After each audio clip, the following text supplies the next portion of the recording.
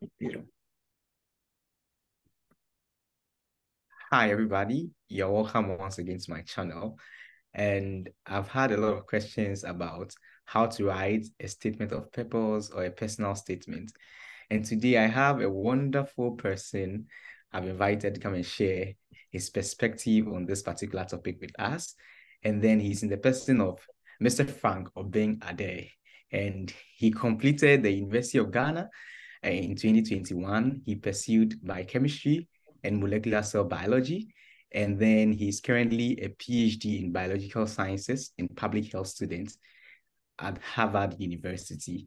He was my colleague at the West African Center for Cell Biology of Infectious Pathogens. We worked in the same lab under Dr. Yao anyway. Frank, can you go ahead and introduce yourself? Or do I have introduced you already? You've already said everything. Yeah. So as Salam said, my name is Frank Obeng Addae. I had my undergraduate studies at the University of Ghana, where I read biochemistry, cell and molecular biology, and I completed in 2021. I'm currently a PhD student at Havard University. I'm in my first year, and I'm reading biological sciences in public health. And my research focus is malaria drug discovery. I have not yet chosen a lab, though. I'm still doing my lab rotation. So hopefully by the end of the year, I should have chosen a lab and then started the main research. Yeah. So That's basically great. that is that is all you need to know about me. Yeah. Yeah. All right. So, first of all, what is a personal statement or what is a statement of purpose? Um, I would say that it's just an overview of your experiences and then all that you've been doing that makes you a great fit for a particular program. And then whether your statement of purpose or your personal statement, whatever the school may call it, they define what you should put inside. They define what it is. And so in some schools, the statement of purpose is synonymous to personal statement, but in other schools, there are two different entities. In the case of the schools in California, some of them, University of California, Berkeley, University of California, Los Angeles, they ask for both. They ask for a personal history statement, which in this case is the personal statement, and they ask for a statement of purpose. And so in this case, the personal history statement will just complement the statement of purpose, not telling them the same things, but giving a much more deeper background of yourself, your personality. And then the SOP or the statement of purpose will now talk about your research experiences and what makes you a great fit for that particular program. Frank, do you have anything to share in this regard? Yeah, I think you've said everything. What I would like to add is that, you see, whether the school asks you to write a personal statement or a statement of purpose, you have to pay attention to the instructions that the school will give. Definitely. So they will normally give the component or the content of your essay, what you Yeah. need to write about. Okay, Yeah. so if it's personal statement, maybe they will tell you to write about how you started falling in love with grad school, or Yeah. how or when the desire started. And then maybe they will tell you to tell them about your research experiences, your past research experiences, and why you are applying to their program specifically or the university specifically. And then they can also tell you to describe why you think you are the best fit for the program. So they will give all these details to be Yeah. included in the essay that you are going to write. So I would say that pay attention to the instructions that they will give to you, and then go according to that. In a situation where you are not given any instruction, but you are asked to submit a statement of purpose or a personal statement, then I believe whatever we are going to discuss today is the general format that you can follow, and it will to be something that will be helpful. Yeah. Yeah, that's great. Thank you. And so the statement of purpose and the personal statement or any of them is a very, very crucial, I would say, very important aspect of the graduate school application process. And then I think it's very, very important that you pay a close attention to it and then write some compelling things about your experiences that will earn you that admission to your university. And so we've decided to just break down this SOP into 4 different sections so that it will make it easier for everyone to understand it. So the very first one is the problem statement or introduction. And so we introduce the problem or what you want to solve or what you're interested in or why you're interested in what you want to do.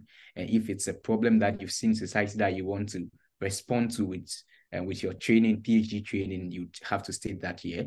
And then secondly, we have the background or research experiences. These are just telling you to tell them about the experiences you've had over the years in terms of your research and then your path that you chose, and to be able to give them a much more better understanding of the things you have, the qualities you have, the research experiences you have. And then the third one is the choice of the university, why you choose this particular university, and then what is it about that school that you're applying there? Why would you want to be there? And so that's the third part. That's what you should talk about. And then the final aspect, you should talk about your future plans, your long-term goals. And that's what people call the long-term goals. Yeah. And so this is basically the 4 sections that we divided all these things into. And so we are going to dig deeper into Frank's statement of purpose, the ingredients inside, what he placed inside that, out the admission officers at Harvard or the professors at Harvard to select him amongst over 1,000 applicants, and then he's one of the 13 people. Is it 13 or 12? 12 or 13? 10. One of the 10 people selected out of that large pool, about 1,000 people. And so we want to really know what Frank did, right?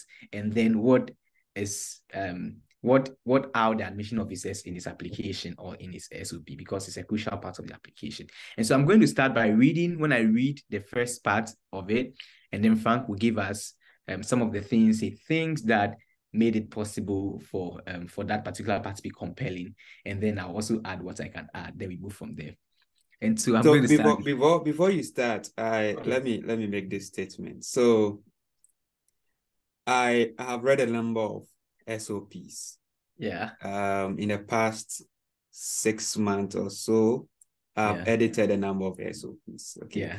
Some people think that writing with big English or big words will make your SOP very compelling, and it will be attractive, and then you'll be selected. You are going to read my SOP, and you know that it is very simple. You see, you don't need big words to convince the admissions committee that you are a great fit for that particular program or school. All you need to do is to tell a story. Yeah. That is it. That is what I will tell you. Just tell a story. So if you follow through whatever discussion we are going to have today, you will see that it was a story. I was just telling my story in a simple English that could be understood by anyone and be followed. Definitely. And that makes it very attractive and easy to read. And once a admissions committee member starts to read, the person is eager to complete because you are telling a story. And so he or she would like to get to the end of the story.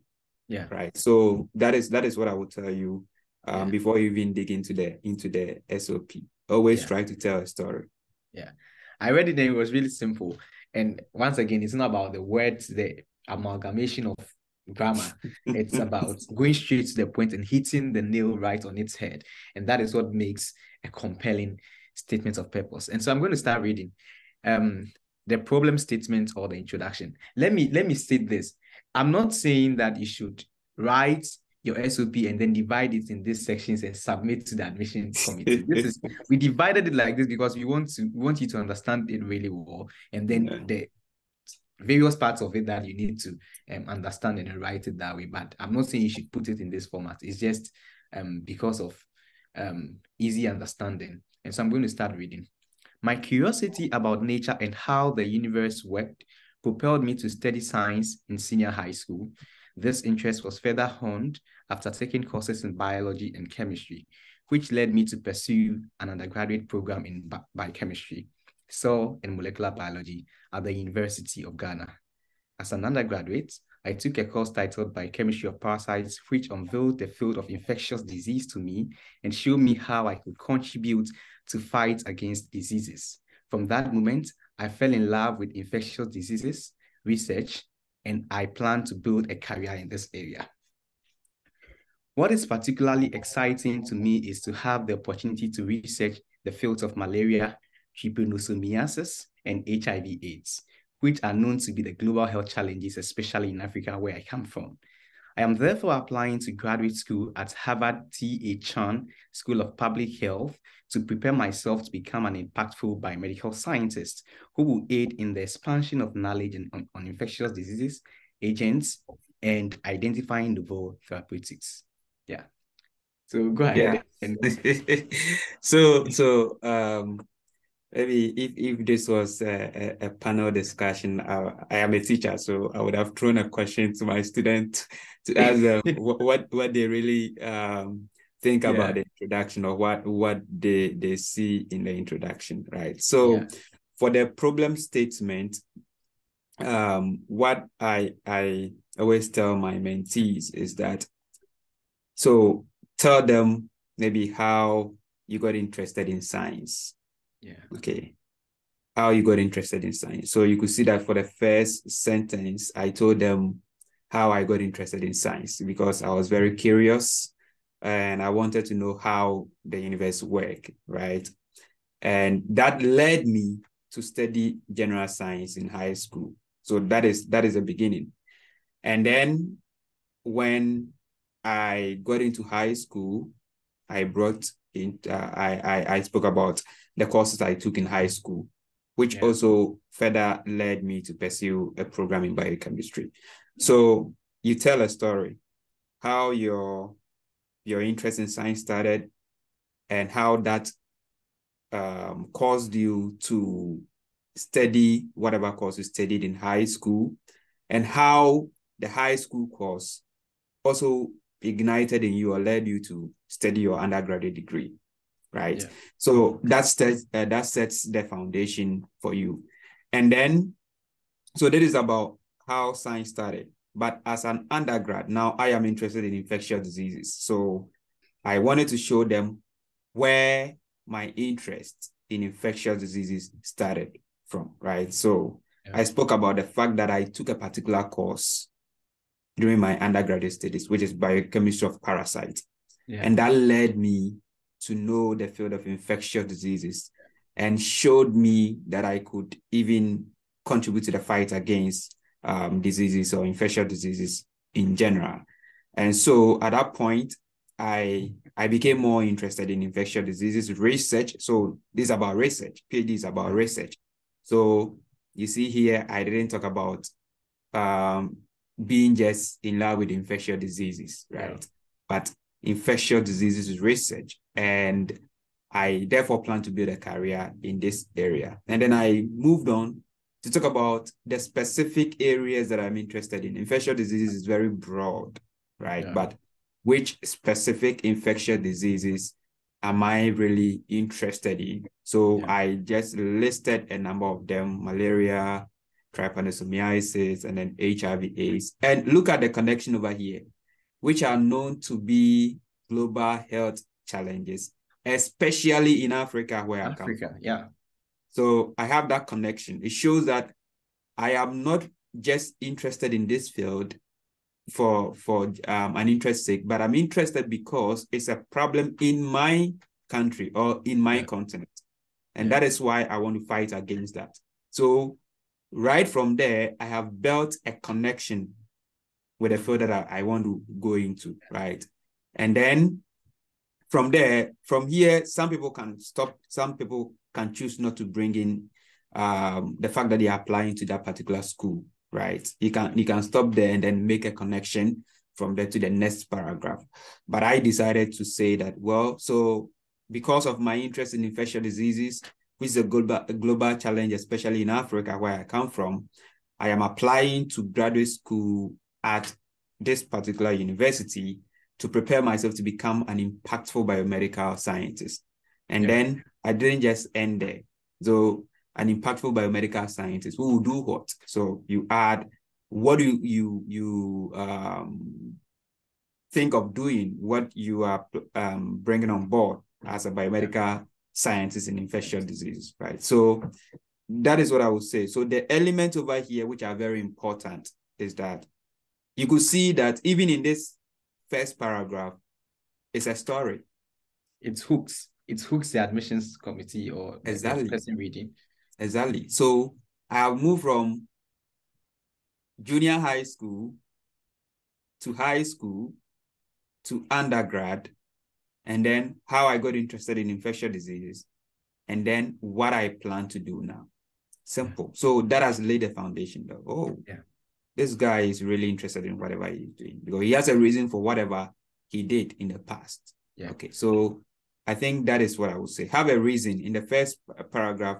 Come up with a very great and concrete problem statement that will be compelling or that will be attractive, such that when they read, they'll be eager to continue to read to the end. Yeah. So that is what I would say. All right. So I would also add that one thing you should note is that when I read your very first paragraph, I should know what you're interested in, why you are interested in that, and then what has led you to build your path towards that path. So, for example, some of the questions you should be looking for it to answering in the very first paragraph, which is the problem statement, should be, why are you interested in this particular thing? Why are you interested in science? So you'd see that Frank moved from his reason for choosing science to his reason for choosing biochemistry specifically to his reason again for choosing infectious diseases. And so answer why science, why the program you choose in the university or undergraduate, and then why this particular problem, why do you want to solve it? And so after telling them that, you can, the final sentence can talk about what you really want to do in that particular university. And then that was what Frank did here. And that is not, it's not a robotic way to go about it. No, people have different ways of going about this particular paragraph. But the takeaway thing is that you know that after reading this paragraph, the person should know what you're interested in. Connect a story. If you want to tell a story, connect a story to it, and then that'll be fine. Don't go beating about the bush, go straight to the point. You shouldn't talk more than 12 lines. This is around 12 lines. Talk more than 12 to 13 lines. Don't tell them my mother is sick, my mother. Go straight to yeah. So sorry for the interruption, but yes, some people also try to give a story around the fact that their relative was maybe sick of an infectious disease or cancer, and it's good. It's good to talk about that. Okay, but whenever you talk about such a story, what I would say is that always link it to your undergraduate degree. Yeah. It's very important. So the person would know that, well, this person didn't choose his undergraduate degree just by chance, but he or she chose it because of something. So maybe your grandmother died of diabetes, and you wanted to know the mechanisms involved in diabetes. She was taking all her drugs, but she still died, right? And so that led you to research around diabetes, and then you realize that you could study biochemistry or nutrition or medicine or whatever to contribute to the fight against diabetes.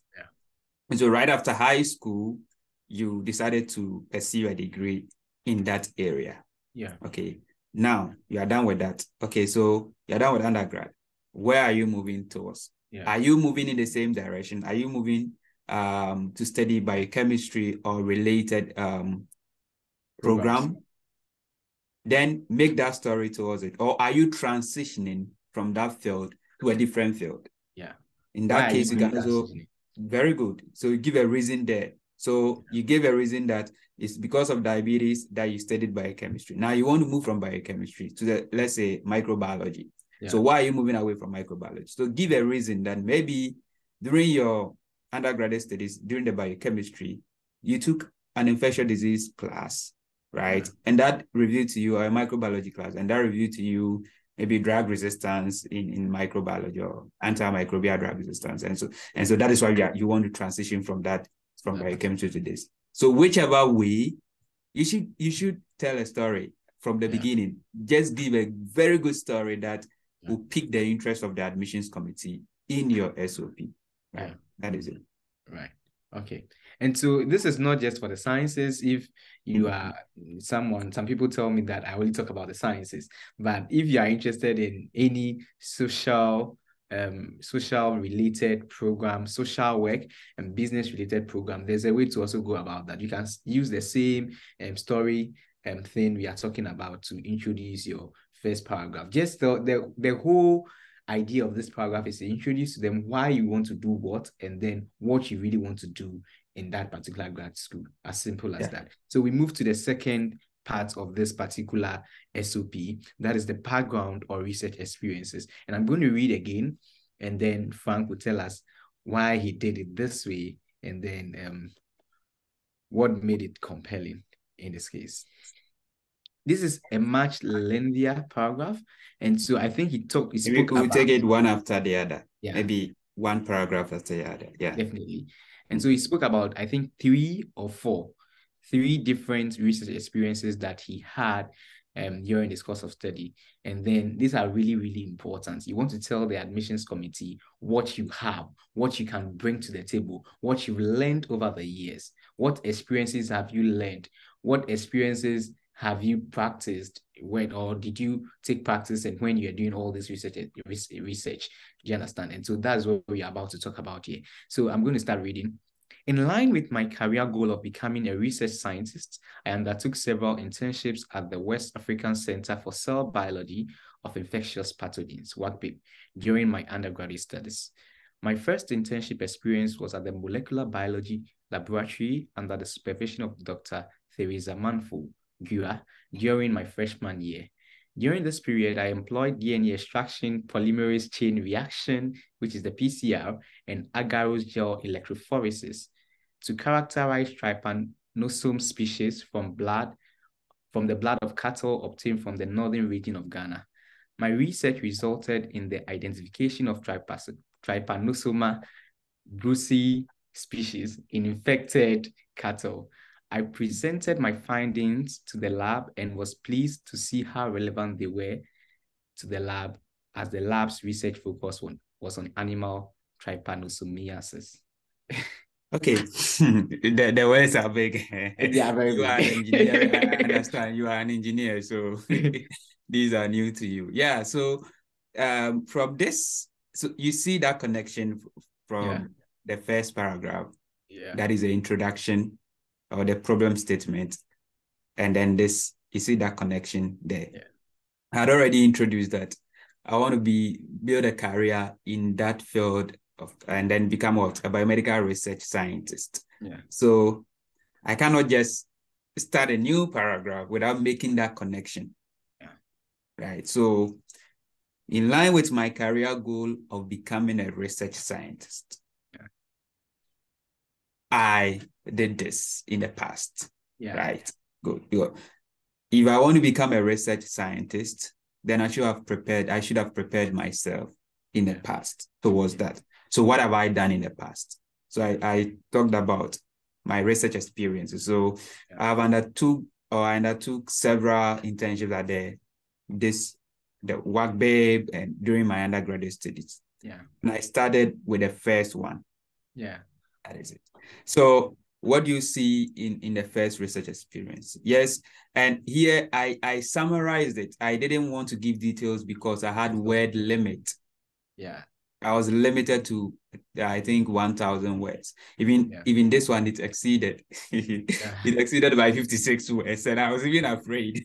Yeah. But that was it. So I summarized it. Look at what I did. I told them that my first research experience was at this particular place, the molecular biology lab, under the supervision. So I worked under someone, under the supervision of this person. During which year? So give the year.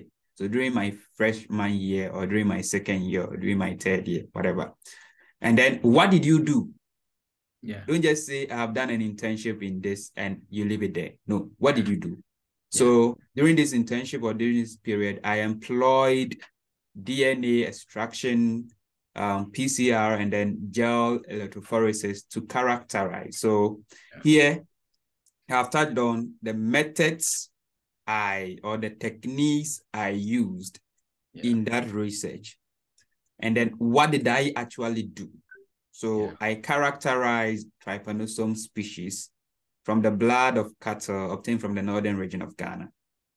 So that is a topic, that is a project focus, right? And then I stated the techniques I used. That is it. I'm done.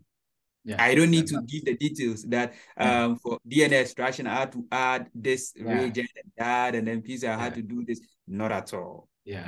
Not at all. Just state how, or just state the techniques you used, right? And then at the end, what was the findings? That is very important. So my research resulted in the identification of Trypanosoma brucei species in infected cattle. Okay, so what is missing over here? So what? It resulted in that. So what? So I presented my findings to the lab. So what? What was it relevant to the lab, or was it relevant to you? And I was pleased to see how relevant they were to the lab, as the lab's focus was on animal trypanosomiasis. If this research had resulted in any poster presentation or a publication, this is the point you need to bring it. So you need to bring it here, that, and you don't just state it, this poster or this research resulted in a poster presentation. You must state it in such a way that it will show that you were happy that it resulted into that. Because every researcher's focus or aim is to see that the research he or she is doing is relevant, right? It's relevant. Does it really make an impact? So because here I knew that it's not a rotation, it's an internship, right? It didn't result in any publication, but I did a lab presentation. Right. And I was happy. They gave me feedback that I had done well. So I had to show it there, and I was pleased to see how relevant it was to them. Definitely. So that is the first research experience I'll talk about. And again, let me also say this. I had 4 research experiences, but I spoke about only 3 of them. Why did I do that? First of all, word limit. Second of all, the third research experience was on yellow fever virus, right? I didn't really, how do I say? I didn't really had hand-on experience in that project. So I decided to take it out. Just to avoid any questions that I might not be able to answer during the interview, right? So pay attention to that.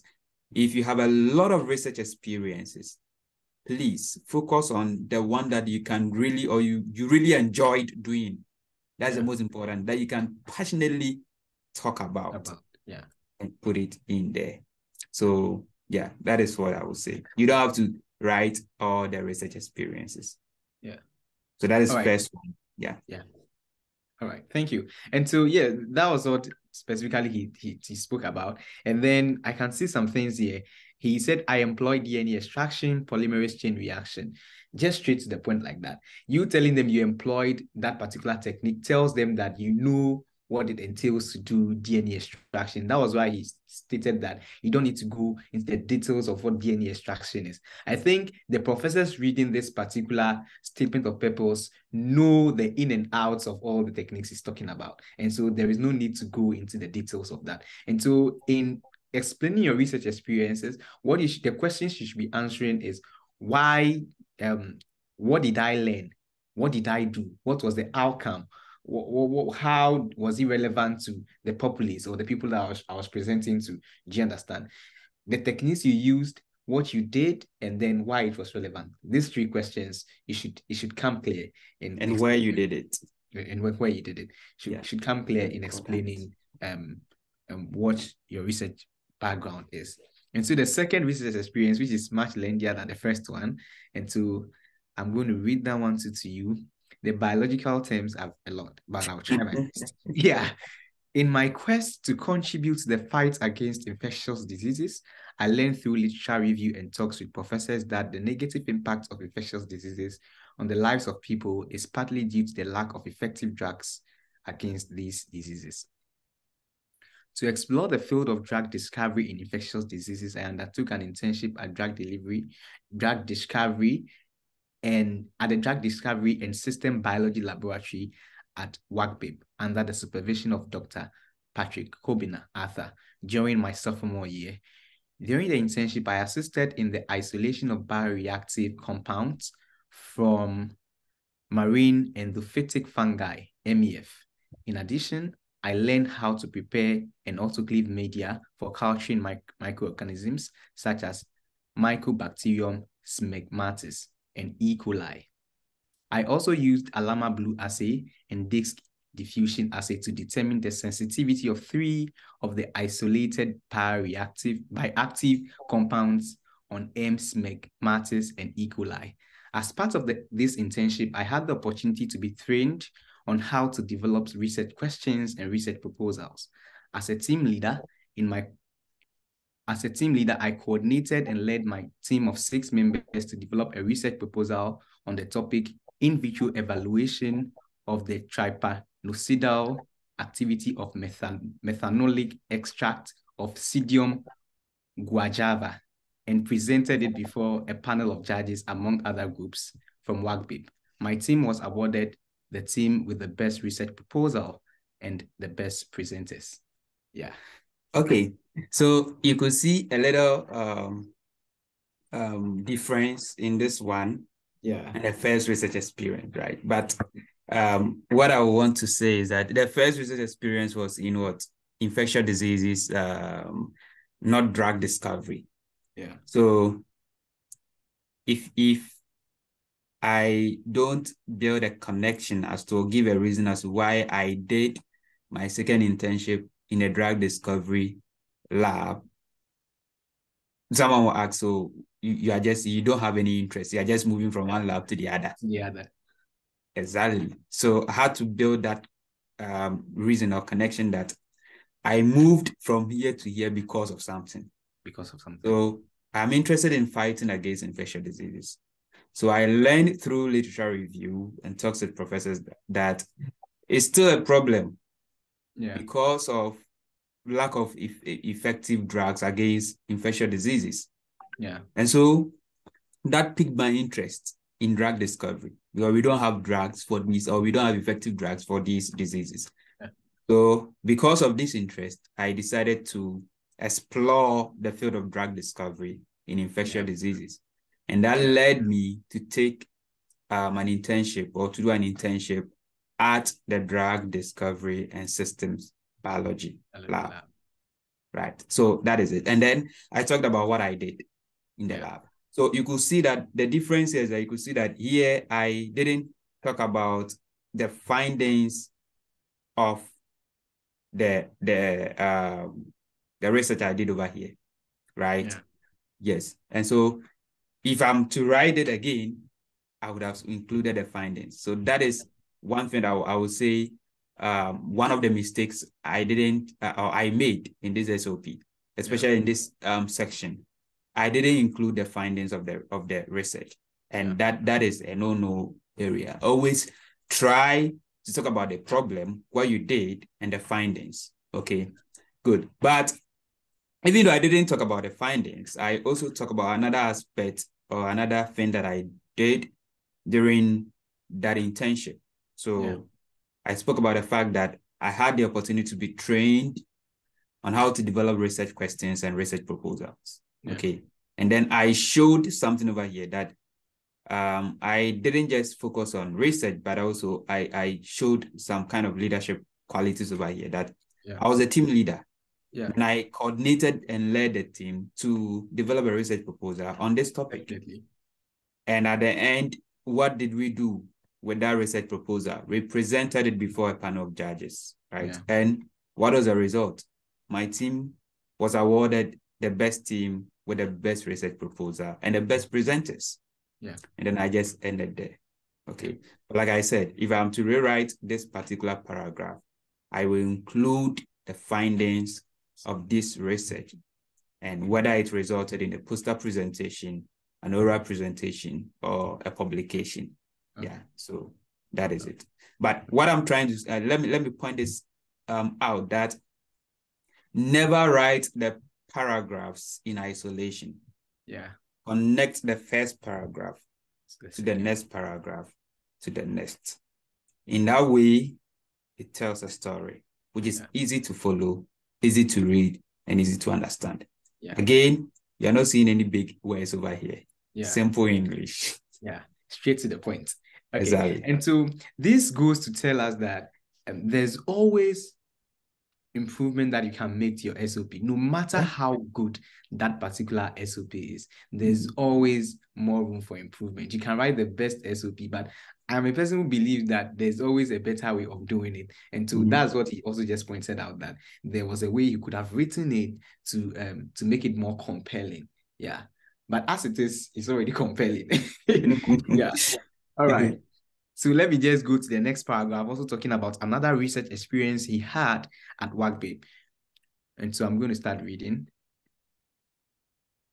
More recently, as part of the requirement to successfully earn my undergraduate degree, I carried out independent research work under the supervision of Dr. Yao Eniwe of WACBIB during my final year. I evaluated the effects of life cycle synchronization with sorbitol of clinical and laboratory isolates of Plasmodium falciparum on their susceptibility to anti-malarial compounds. I found from this research that sorbitol affects how clinical and laboratory isolates respond to anti-malarial compounds. However, unlike the laboratory isolates that showed uniformity in their response to the antimalarial compounds, the clinical isolates showed varied responses. These findings suggest that during antimalarial drug screening, the effects that arise from the synchronization step should be considered to ascertain whether the antimalarial compound is killing the parasite or the killing is influenced by the synchronization step. The findings of this research resulted in poster presentations at the 2021 WACBIB Research Conference in Ghana, and it's in person. The 2021 Molecular Parasitology meeting, which is virtual, and the 2021 Malaria in Melbourne conference, which is also virtual. Finally, I gave a lightning talk on the findings of my research at the Johns Hopkins Malaria Research Institute's 7th Future Malaria Research Symposium. Additionally, I was offered the position of research assistant at WACBIB, where I am currently working on malaria research projects focused on drug discovery and erythrocyte invasion. So that is it. So that was a major one. So yeah, a very major paragraph there. I enjoyed it. Let me also say this. Some people also start the background or research experiences, the most recent one. Yeah. It's fine. Yeah. It's fine. The reason why I brought mine down was because I wanted to tell a story. Yeah. And I wanted to tell them what I have done in the past. Yeah. Right? Even before my undergraduate research work. Yeah. Once you are moving from undergraduate to straight PhD, it is assumed that your undergraduate research work is a major work that you've done, major research that you've done. Okay, but I wanted to tell stories. I wanted to give them how an overview of how my research interest started, what I did towards that before even my undergraduate research work, right? Because no matter what, you are going to do a project work during your undergraduate. But before that, what have I done, right? Yes. So here, I told them what I've been doing currently as part of the requirement to graduate successfully. And then I mentioned what I did. So I evaluated the effect of life cycle synchronization with sorbitol of clinical and lab isolate of P. falciparum on their stability to anti-malarial compounds. Okay. Another thing that is missing over here is how I did it. Okay. Yeah. But the professors understand how I did this. Yeah. But I will not advise you to write it this way. I think I did it this way because of word limits. Yeah. So I had to take out certain things, and then, but still, it communicated the same thing. But someone who is not in this field will ask the question that, how did you do this? Yeah. Right? But the fact that I brought their susceptibility to anti-malaria compounds shows that I'm going to screen them against, I'm going to screen these parasites, which have been synchronized with sorbitol, against some anti-malaria compounds. Exactly. Yeah. That is the most important thing. So when you have word limit, when you are limited to a specific number of words, try to write your essay in such a way that even if you take away certain words, you will still have the same meaning. Your information will still be communicated without leaving some things out. So that is it. And then you could see that right after that, I told them what I found from my research. Yeah. Right. And then here I was comparing two parameters. So I told them the differences between the two parameters. First of all, I established that these two sorbitol synchronization actually affect both of them. Yeah. And then they respond differently to anti-malaria compounds when they are synchronized with sorbitol. So I gave that point. And then I moved on. This is my favorite part. This is my favorite part. And that is what shows that, yeah, this person is not just interested in lab work, but he's also interested in attending conferences to present his work. And I think, before I even move on, I think this particular part played a major role. Because a major role in the admission. Yeah. On 16th December 2021, when I received a call from Harvard, the professor was like, after communicating everything to me that I've been shortlisted for an interview, it was like, so when I read your SOP, I realized that you attended the 2021 molecular parasitology meeting. And so what I did was to ask the other organizers to see whether you truly attended. And they confirmed that you attended, and you did a poster presentation, which was very great. So right from there, I knew that this particular paragraph played a major role. In my selection. So you don't want to leave that one out. Yeah. Please. The findings of your research is very important. Yeah. If you attended a conference, put it there. If it is about poster presentation, put it there. Yeah. If it's about thesis defense, put it there. Write it in such a way that it will be compelling. Yeah. And then if it's about paper publication, put it there. Yeah. Okay. So that is it. So I gave all the talks that I gave, or the poster presentations, and then the oral presentation that I gave. And then at this point, I had another research experience, because at that time I had started my national service. So I'd gained other research experience, but I was still limited to words. So I just stated it that additionally, I have been offered a position of research assistantship at WACBIP. Yeah. And what am I doing? I'm still working on malaria research project, which is focused on drug discovery, and that simple. In that case, because of word limit, I don't have to state all the details. The 3 research experiences are enough. And I had written them in such a way that it was compelling to them. And it showed that I had done a lot of work. Okay. Yeah. All right. And so there's one thing that I want you guys to note. You would see that Frank stated WACBIP all over. And then someone will be like, why is he not writing the full meaning of this acronym WACBIP? But in his previous paragraphs, you see that he stated WACBIP, West African Center for Cell Biology of Infectious Pathogens. And so he defined that entity, that acronym here. And so anytime he mentioned WACBIP again, it was an acronym. That is how it should be. Because of word limit, you don't want to be mentioning the whole acronym, which would even sound boring to the readers, right? And so the very first time when you mention, just explain what the acronym means, and then later when you're using, you can just use the acronym straight away. And that's one thing you should note. Yeah. And okay. so we are going to the final before you Okay. Yeah, before you move on, I also want to make this corrections over here. So you could see that I stated polymerase chain reaction, PCR. Yeah. Yeah. This, I shouldn't have done that. Yeah. The reason is that I never used PCR again in the subsequent sentences. Okay. So I could have just deleted this to save me even worse.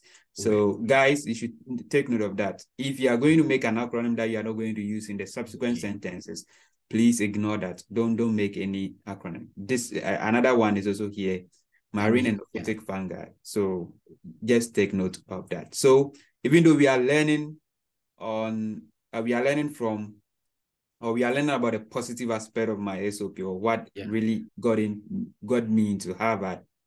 I want to tell you that it was not perfect. No SOP was 100% perfect. Yeah, definitely. No SOP is 100%. Okay, perfect. So just take note of the mistakes I made that probably the admissions committee overlooked. And I think they overlooked because I had written the SOP in a compelling manner, said that they were passionate way. In a passionate way, exactly. Yeah. So even this session, my team was awarded. I just before the meeting, I just corrected. If you look at the SOP I sent to you, there was no worse. Yeah. So it was like my team awarded. So later on, I was like, really? So I had it happens. In my own SOP, I found some mistakes. I said, wow, and they didn't say anything. See, because you had already written it in a passionate and compelling manner, they overlook all the little mistakes. Yeah. Right. But if you start from the beginning and you start making mistakes and then writing it without passion, without reason care for the things you did, I don't think they will even read it to the end. Yeah. They'll just place your SOP somewhere. Yeah. Maybe if they had read to the end, they would have been convinced that you are the right person for the program. But because you didn't start well, they just throw your SOP away. So just take note of that. All right. Now to the last paragraph. Okay, last but one, sorry. And so this one is talking about the choice of Harvard and why did you select Harvard?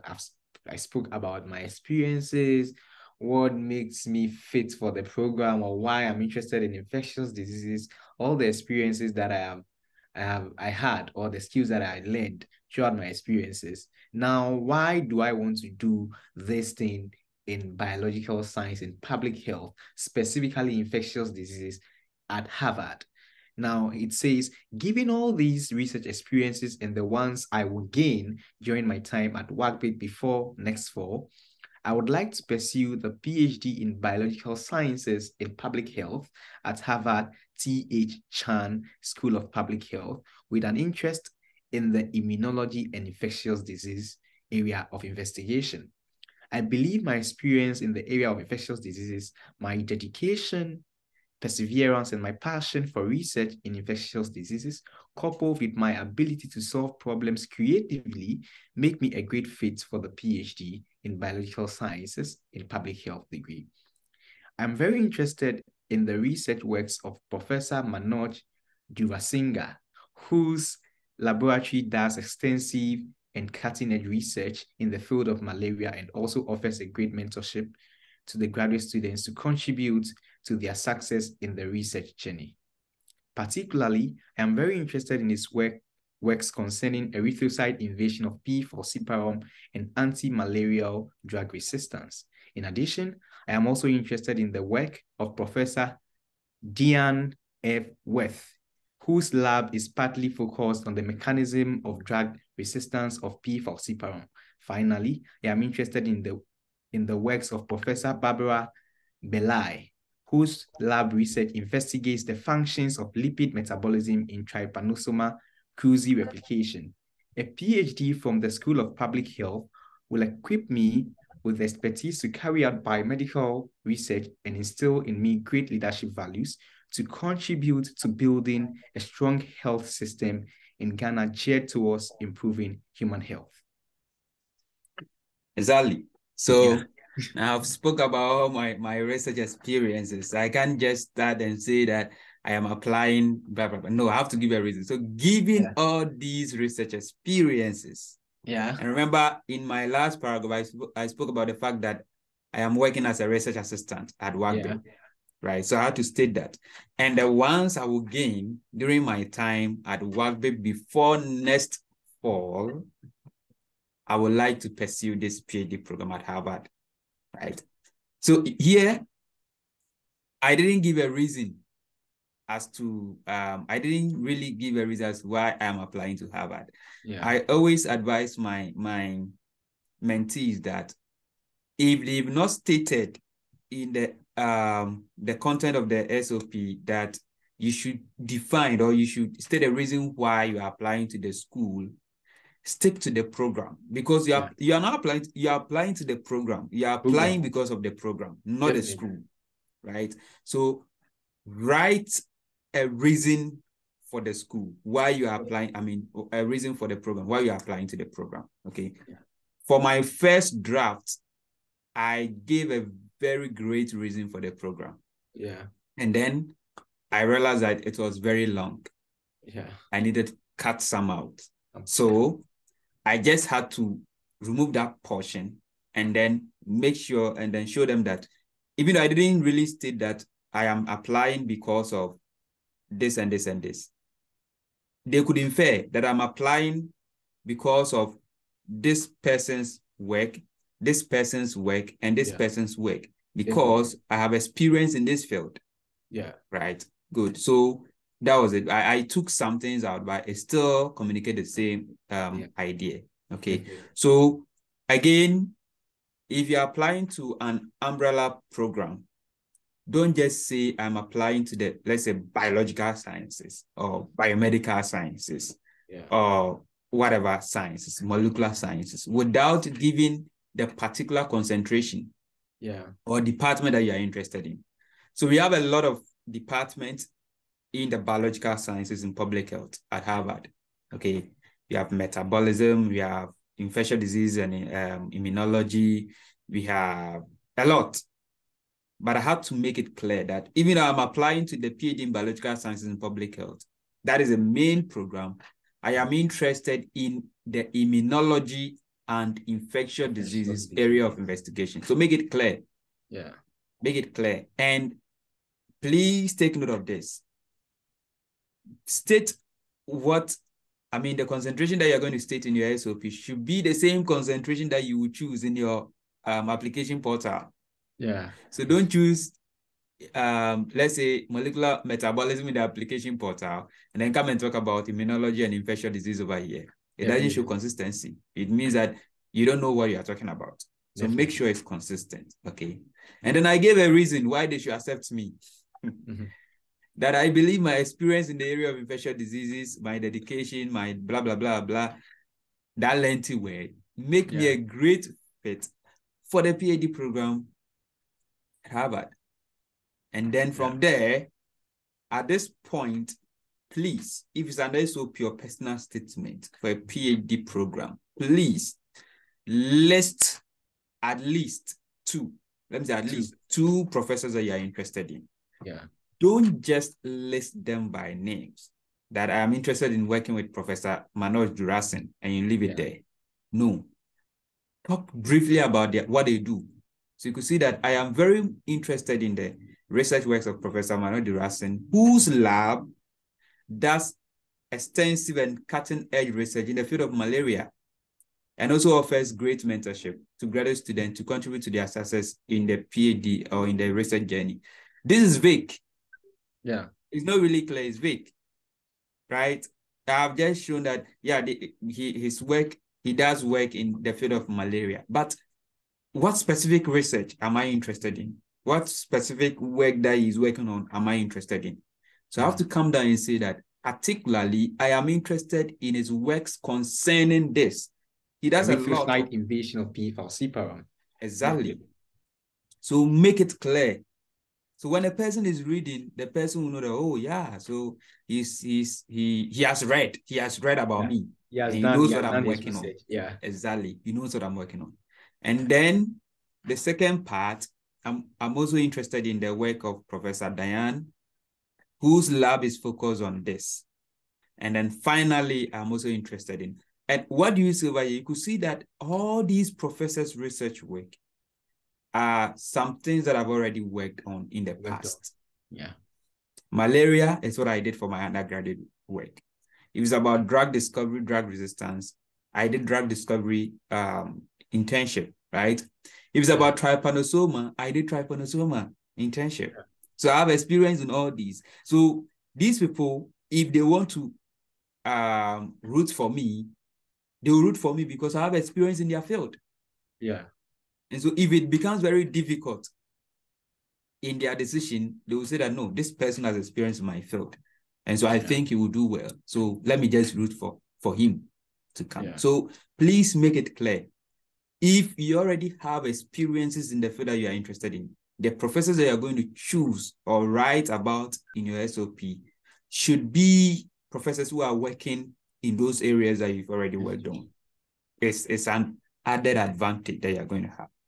And then at the end of it, I stated that a PhD from the school will equip me with the expertise to carry out biomedical research and instill in me great leadership values to contribute to building a strong health system in Ghana, geared towards blah, blah, blah, blah. Important. So I'm not just saying that I'm interested in these people, but I believe that a PhD from the school will give me these qualities. And that is why I'm applying. So make it clear. Right. You can talk about the university, fine. You can give a reason about the university. And here too, let me point this out, that if you are giving a reason about the university or the program, don't just write the normal statement that we've been writing. I'm interested in the university because of their cutting edge research, because they are highly facilities. You see, every school has that.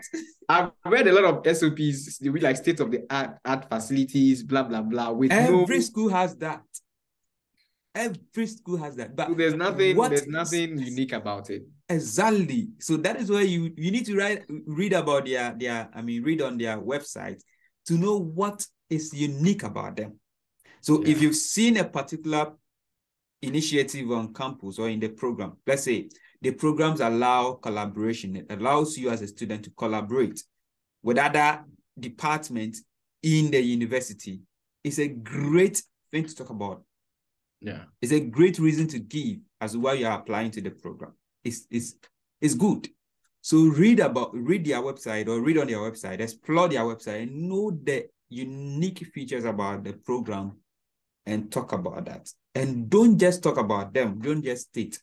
Always link it to how it will help you as a PhD student, right? So if you say, I am applying to the, let's say, PhD in biological sciences and public health because of the, let's say, what we initiative provide. Let's say because of this particular club they have where they meet every Friday to present their research work.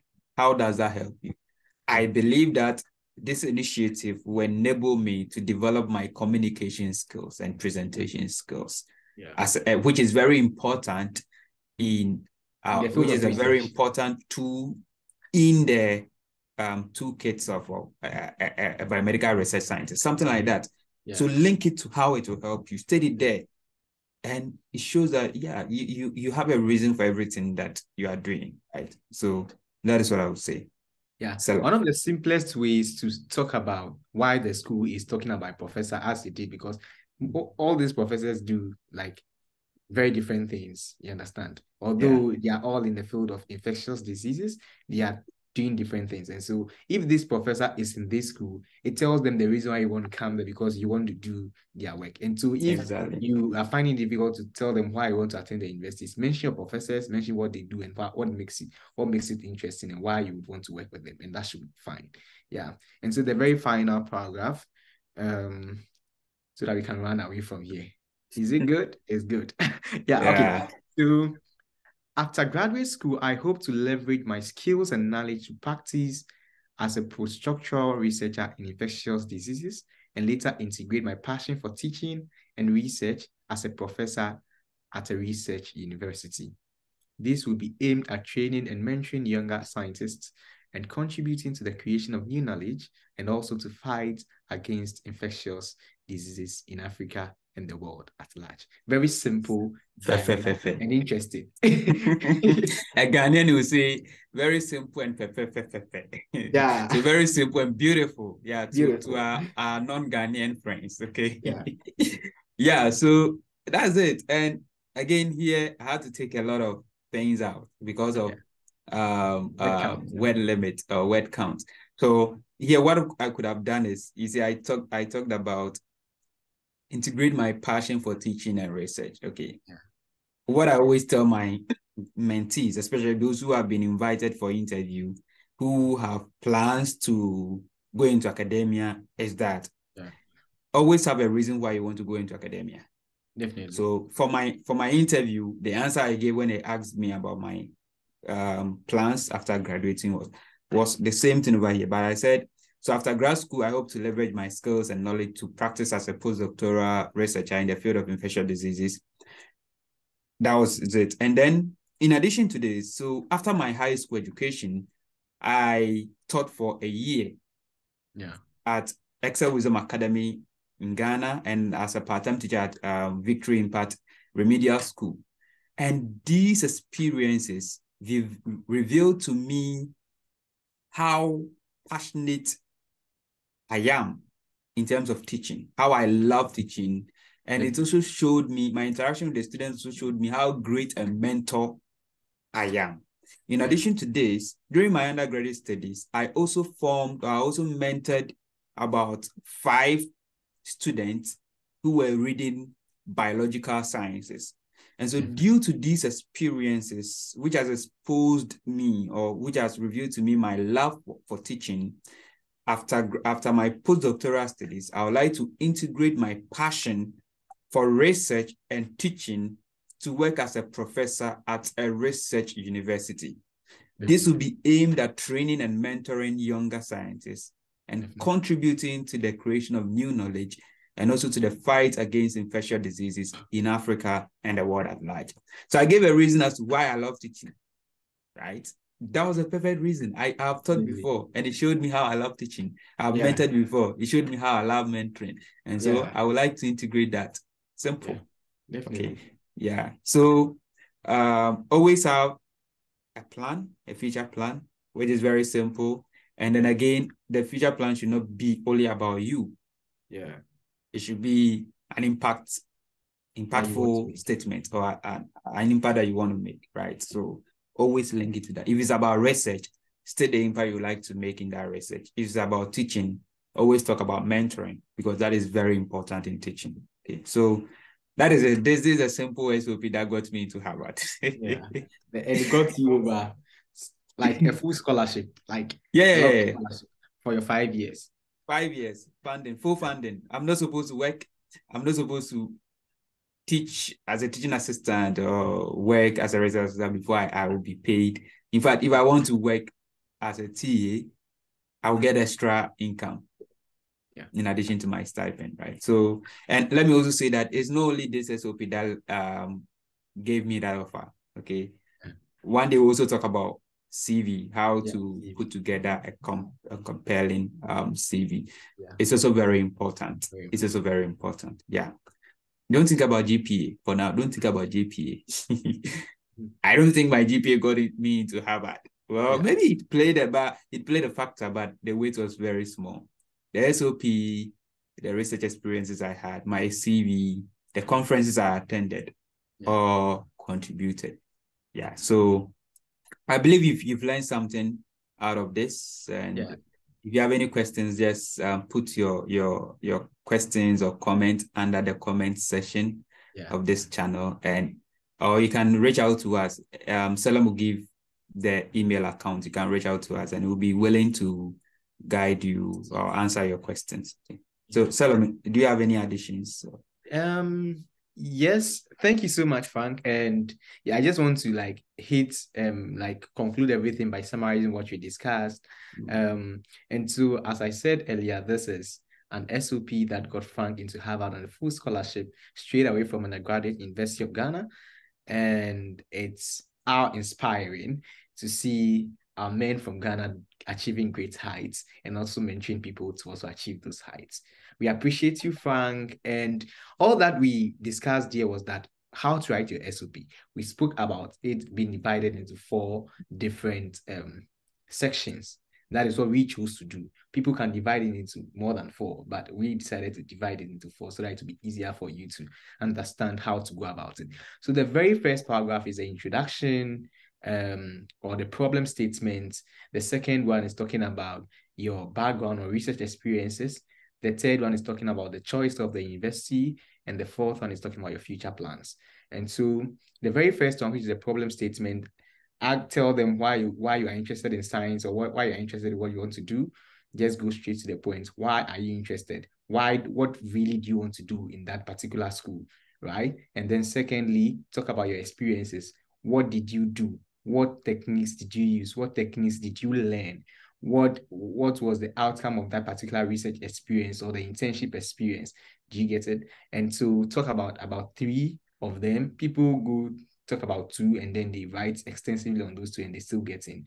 People also talk about just 3. Some people even talk about just 1.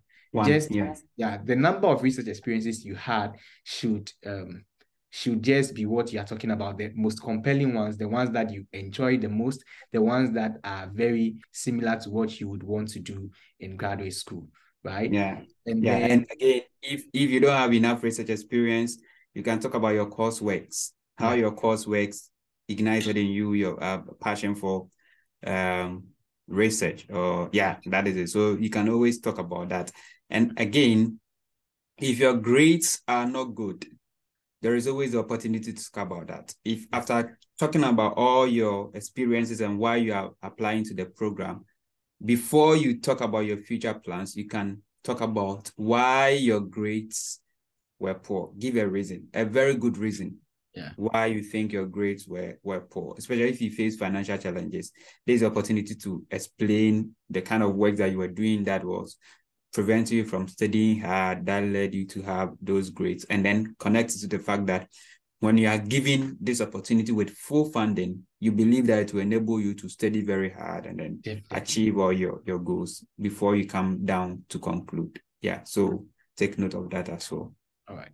And so one thing you should also take note of when you are explaining your research experiences, you should talk about all your experiences at the internship, whatever you have to talk about what you learned. It's not always that you are doing something, you also learned something, right? And so if there's a technique that you learned, you talk about it. Also, in my personal statement or my statement of purpose, I spoke about the barrier I overcame when I was in a particular project. Do you understand? Because even working here or being in the lab here at the University of Rochester, I faced many challenges that impacted my research in a negative way. And then, so the results were not adding up. And then I was able to overcome that amidst all those challenges. How was I able to navigate it?